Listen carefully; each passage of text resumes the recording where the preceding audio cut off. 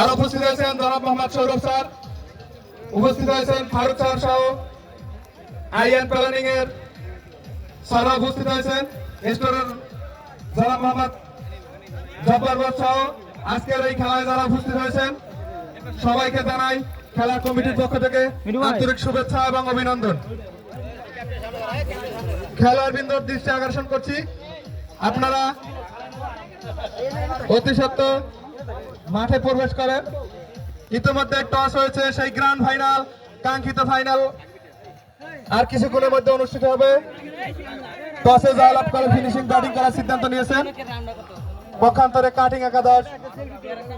Finishing একাদশকে সর্বোপরি Rubel sir. আজকের খেলায় যারা অংশগ্রহণ করছে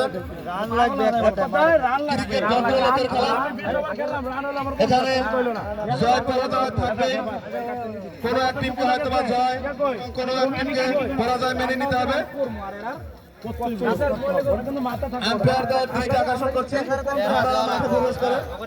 ওই সময় আমাকে ফিল্ডিং ব্যাটিং দুটাই আর আমি একটা কথা কই, বাইরে থেকে অনেক অনেক